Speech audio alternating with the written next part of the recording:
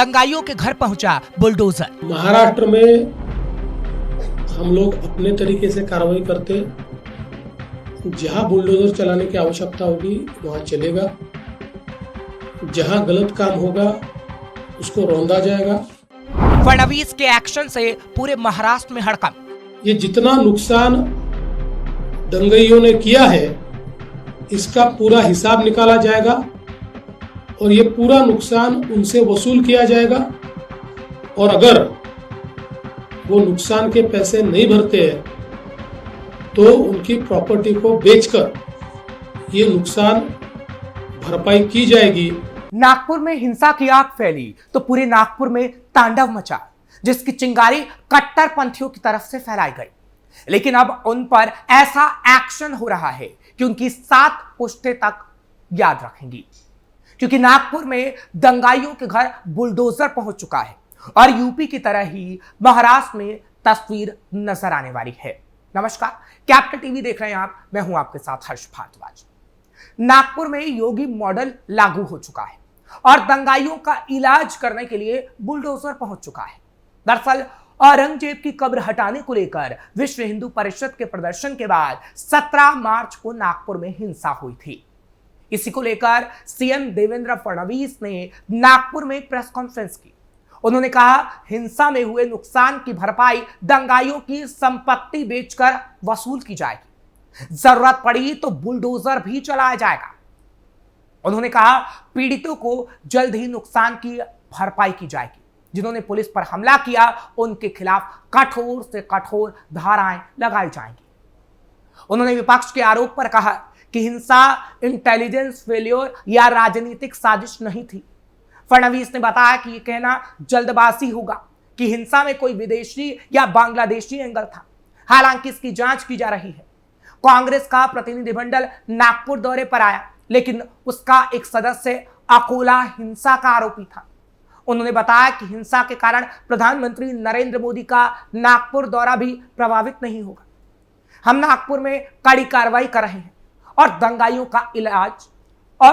का इलाज बुलडोजर से भी हो सकता है। 18 साल के अंदर के विधि संघर्षित बालक है, उनको उस कानून के तहत उन पर कार्रवाई की गई है और जब तक आखिरी दंगई को पकड़ा नहीं जाता ये कार्रवाई रुकने वाली नहीं है।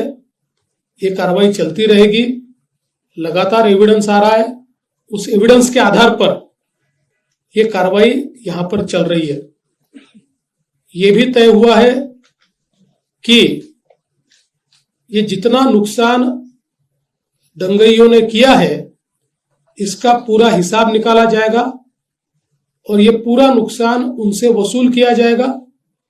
और अगर वो नुकसान के पैसे नहीं भरते हैं तो उनकी प्रॉपर्टी को बेचकर ये नुकसान भरपाई की जाएगी। किसी भी हालत में इस प्रकार से किसी को दंगा करके दूसरे को नुकसान पहुंचाने की इजाजत नहीं दी जाएगी। जिनकी गाड़ियों का नुकसान हुआ है सरकार उनको मदद करने वाली है। जो भी हमारे नियम है उन नियमों में बैठाकर हम लोग निश्चित रूप से उनको मदद करेंगे। अगले 7 दिनों में यह मदद करने की हमारी कोशिश होगी। और साथ साथ जिन लोगों ने सोशल मीडिया का उपयोग करते हुए इस प्रकार के पोस्ट किए जिसके कारण दंगे भड़के या दंगे भड़कने में या लोगों को भड़काने में जिनकी पोस्ट ने काम किया है, ऐसे लोगों को भी हम लोग सह आरोपी बनाएंगे, को एक्यूज बनाएंगे। और महाराष्ट्र में हम लोग अपने तरीके से कार्रवाई करते, जहां बुलडोजर चलाने की आवश्यकता होगी वहां चलेगा, जहां गलत काम होगा उसको रौंदा जाएगा, किसी को बख्शा नहीं जाएगा। दरअसल नागपुर हिंसा में घायल 40 साल के इरफान अंसारी की शनिवार दोपहर 1:30 बजे इलाज के दौरान मौत हो गई थी। वो 17 मार्च से इंदिरा गांधी मेडिकल कॉलेज में भर्ती था। अंसारी सोमवार रात करीब 11 बजे नागपुर रेलवे स्टेशन से इटारसी के लिए ट्रेन पकड़ने के लिए घर से निकला। हिंसा से प्रभावित इलाकों में से एक नागपुर रेलवे स्टेशन भी है। हालांकि उसकी मौत के बाद फडणवीस ने दंगाइयों पर बुलडोजर चलाने की बात कही। इस बीच नागपुर हिंसा के मामले में शुक्रवार देर रात हामिद इंजीनियर को भी गिरफ्तार किया गया। हामिद माइनॉरिटी डेमोक्रेटिक पार्टी का कार्यकारी अध्यक्ष है। रिपोर्ट के मुताबिक महाराष्ट्र सरकार ने हिंसा की जांच क्राइम ब्रांच को सौंप रखी है ताकि हर पहलू सामने आ सके। नागपुर हिंसा मामले में हो रही ताबड़तोड़ गिरफ्तारियां। नागपुर हिंसा केस में पुलिस ने 20 और लोगों को गिरफ्तार किया। इसके बाद गिरफ्तार किए गए लोगों की कुल संख्या 120 से ज्यादा हो गई, जिनमें 10 किशोर शामिल हैं। वहीं पुलिस ने इस मामले में कई और एफआईआर दर्ज की है। नागपुर हिंसा के मुख्य आरोपी फहीम खान ने जमानत के लिए सेशन कोर्ट में एक तरफ याचिका भी लगाई है। फहीम ने दावा किया है कि उसे राजनीतिक प्रतिशोध के चलते गिरफ्तार किया गया, क्योंकि उसने विश्व हिंदू परिषद के कार्यकर्ताओं के खिलाफ कार्रवाई की मांग की थी। दरअसल औरंगजेब की कब्र हटाने को लेकर हुई हिंसा के मामले में मास्टरमाइंड फहीम समेत 6 आरोपियों के खिलाफ देशद्रोह का केस दर्ज हुआ है। फहीम पर 500 से ज्यादा दंगाइयों को इकट्ठा करने और हिंसा को बढ़ावा देने का आरोप है। माइनॉरिटीज डेमोक्रेटिक पार्टी के शहर अध्यक्ष फहीम खान को दंगा और आगजनी की घटनाओं के 2 दिन बाद 19 मार्च को गिरफ्तार किया गया था। पुलिस रिमांड खत्म होने के बाद फहीम को न्यायिक हिरासत में भेजा गया। इसके बाद फहीम ने नागपुर जिला और सत्र में जमानत याचिका भी दायर की थी। नागपुर में क्या हुआ था? औरंगजेब की कब्र हटाने की मांग को लेकर विश्व हिंदू परिषद के प्रदर्शन के बाद 17 मार्च को नागपुर में हिंसा हुई थी। उस हिंसा के निशान अब भी जिंदा है, मिटे नहीं है। चारों ओर सुलगे और कबाड़ में तब्दील हुई गाड़ियां और अन्य सामान बिखरा पड़ा है। सरकारी रोजनामचे में दर्ज जानकारी के मुताबिक नागपुर हिंसा में 61 वाहनों में तोड़फोड़ हुई। इस हिंसा में 36 कारों, 22 मोटरसाइकिल, एक क्रेन और एक मकान को भारी नुकसान हुआ। इस घटना के बाद देवेंद्र फडणवीस ने नागपुर की प्रेस कॉन्फ्रेंस में कहा, हिंसा में हुए नुकसान की भरपाई दंगाइयों की संपत्ति बेचकर वसूली जाएगी। जरूरत पड़ी तो बुलडोजर भी चलाया जाएगा, जैसा कि हमने आपको पहले भी बताया।